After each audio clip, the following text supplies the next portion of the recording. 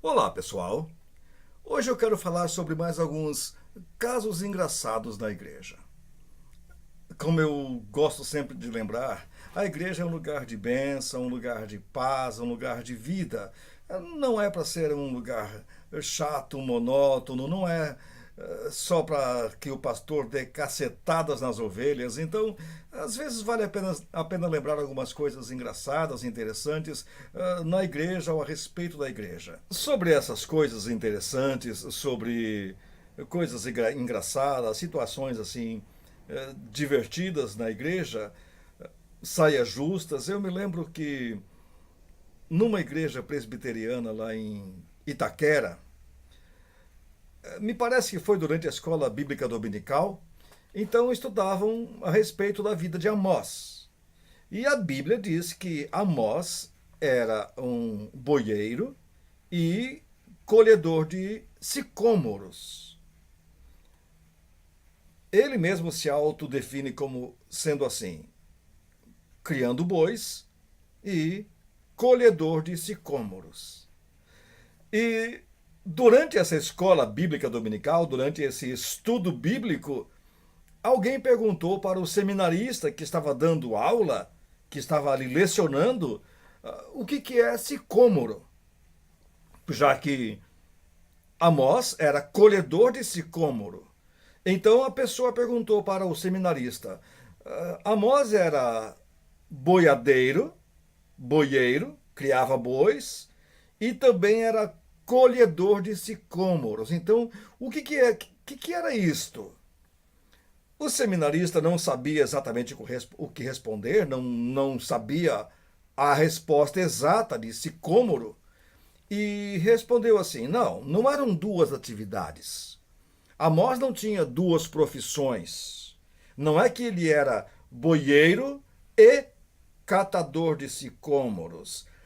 Ele era boieiro. A sua função era criar gado. Sicômoro era consequência, era decorrência disso, porque sicômoro é esterco de boi, é cocô de boi. Então, a profissão de Amós, do profeta Amós, era criar gado. Ele recolhia cocô porque era um criador de gado. O gado defecava e Amós recolhia o cocô do gado. Então ele recolhia sicômoro. Sicômoro é cocô de gado, cocô de boi, é esterco. O seminarista deu essa explicação.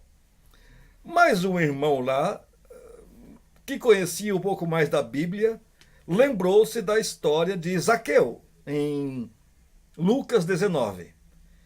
No versículo 4 de Lucas, diz que, sendo Zaqueu um homem muito pequenino, de baixa estatura, e querendo ver a Jesus, Zaqueu subiu num pé de sicômoro.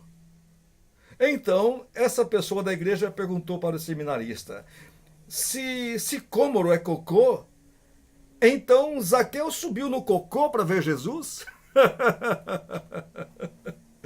Pensa bem.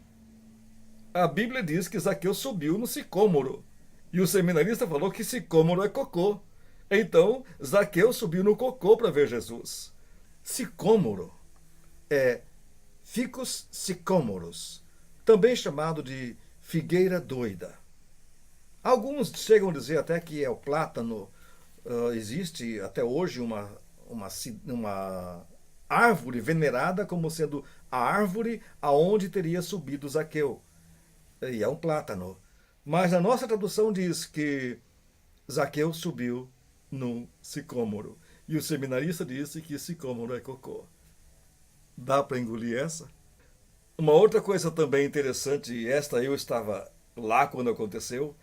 Estávamos durante o culto lá no seminário e houve um momento assim de profundo silêncio. Não lembro por que aquele silêncio, se era um intervalo entre uma fala do pastor e outra, mas muito silêncio, por alguns segundos. Mas foi o tempo suficiente que naquele silêncio quase absoluto ouvisse uma lombriga roncando. Sabe quando a barriga ronca e dá aquela lombriga canta longamente, desse jeito assim? Amigos, a barriga de uma colega minha, seminarista, roncou tão alto, a lombriga gritou tão alto que todos que estávamos no templo ouvimos aquela barriga roncar. Foi algo hilário, foi algo cômico. E a moça não sabia onde colocar a sua cara, porque aquela sua lombriga foi se manifestar exatamente naqueles segundos de silêncio raríssimos do culto. Foi muito engraçado ouvir a lombriga falando. Outra coisa também interessante aconteceu comigo. Eu estava lá em Florianópolis, era ainda seminarista, e estava viajando pelo Brasil com uma equipe de missionários. Eu liderava essa equipe, liderei algumas equipes evangelizando pelo Brasil. E nesta ocasião estávamos na Igreja Batista Betel, lá em Florianópolis. E de repente aconteceu um caso de uma possessão demoníaca e eu fui expulsar aquele demônio.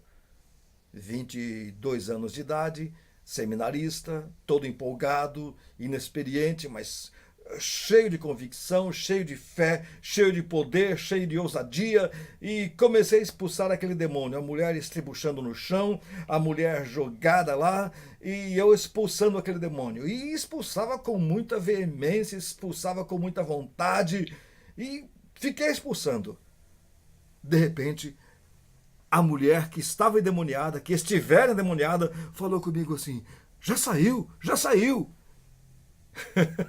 O demônio saiu, eu não percebi que o demônio tinha saído e fiquei ali expulsando, falando, dando ordens para aquele demônio que já devia estar longe, já fazia tempo. E a mulher já consciente, a mulher já sabendo tudo o que estava acontecendo e me ouvindo espantar um demônio que não estava mais ali. Eu acho que já estava quase na divisa com o Paraná e eu lá expulsando aquele demônio. Eu acho que aquele demônio nunca mais vai voltar naquela mulher, de tanto medo de que alguém vai expulsá-lo de novo.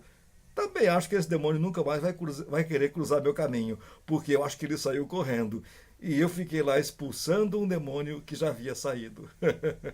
Um colega meu estava pregando numa igreja e ele notou que a igreja estava muito desinteressada na palavra. As pessoas desligadas durante a mensagem, assim, um olhando para o outro bocejando. Ninguém a fim de ouvir a palavra, ninguém a fim de ouvir aquela mensagem, aquela pregação. E ele pensou um modo de chamar a atenção, de dar uma sacudida naquele povo. Então ele disse assim: olha, já que vocês não querem ouvir essa mensagem, já que vocês não se interessam pela Bíblia, já que vocês não se interessam pelo que eu estou pregando, eu vou fazer o seguinte: se isso não serve para vocês, eu vou rasgar da Bíblia. E pegou a folha da Bíblia e rasgou ali em púlpito. O povo não sabia que a Bíblia dele tinha um defeito e tinha uma página em duplicidade. Então essa página que ele rasgou, na verdade, era uma página extra. Ele não danificou sua Bíblia, ele tirou uma página extra. Mas o povo, quando viu que ele havia rasgado a Bíblia em púlpito, aí acordou. Mas acordou para expulsá-lo da igreja. E ele foi expulso pelos que estavam dormindo. Uma pessoa passava em frente a uma igreja pentecostal e ouviu uns gritos, aqueles gritos que os pentecostais gostam de dar durante as orações. Ah! Aqueles gritos muito altos, muito fortes, e a pessoa ficou assim, estranha quando ouviu tantos gritos dentro da igreja.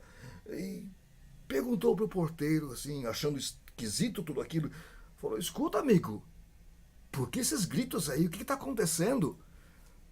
O porteiro, também bastante pentecostal, respondeu: ah, Deus está operando.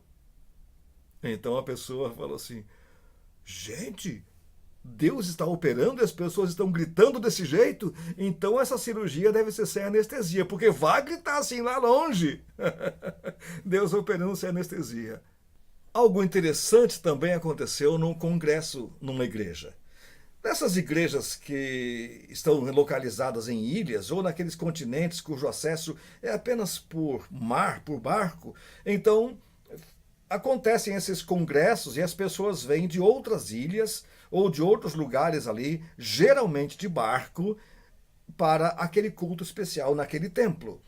Então, as pessoas nas suas respectivas igrejas ensaiam números especiais, ensaiam coral, quarteto, dueto, para cantarem nesse culto especial.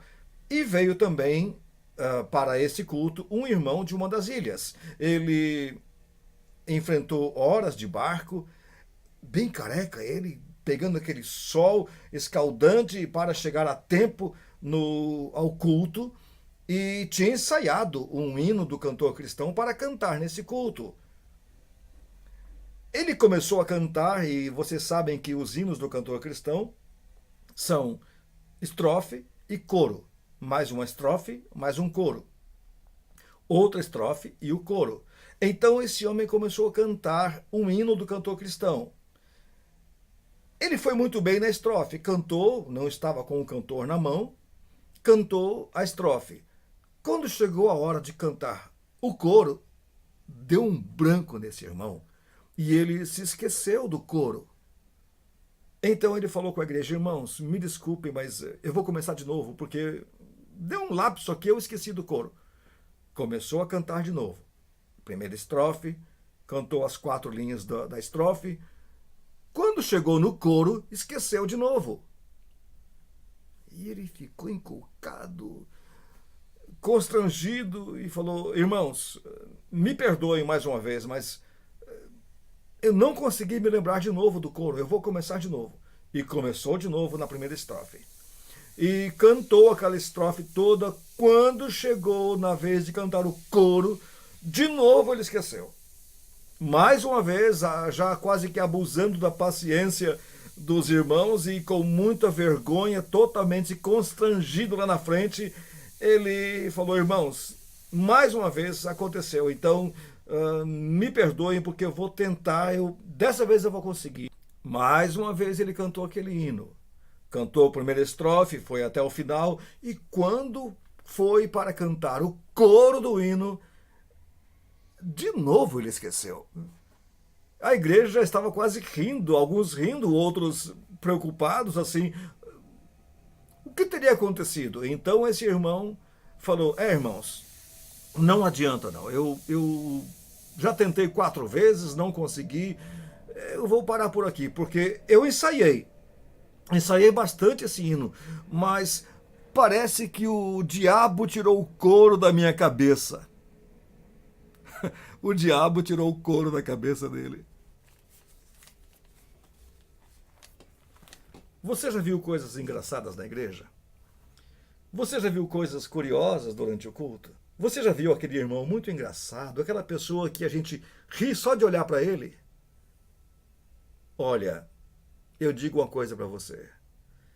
Não se deixe alimentar por sentimentos ruins que estão varrendo a sociedade, dizendo que todas as igrejas são erradas, que não há nada que preste e que você não deve mais frequentar a igreja. Pelo contrário, vá. Seja você a igreja, reúna-se com seus irmãos, busque a comunhão com o povo de Deus. O salmista diz o seguinte: quanto aos santos que há na terra, são eles os notáveis, nos quais tenho toda a minha recreação. Alegre-se com o povo de Deus, divirta-se com o povo de Deus, viva com o povo de Deus, porque ali é um lugar gostoso de estar. Ali é um momento maravilhoso de desfrutar a comunhão dos irmãos, mesmo aquele mais engraçado que a gente realmente gosta de ver, aquele mais caladão que a gente ri até por ele ser calado. Mas eu digo uma coisa a você, querido: curta o povo de Deus, vale a pena.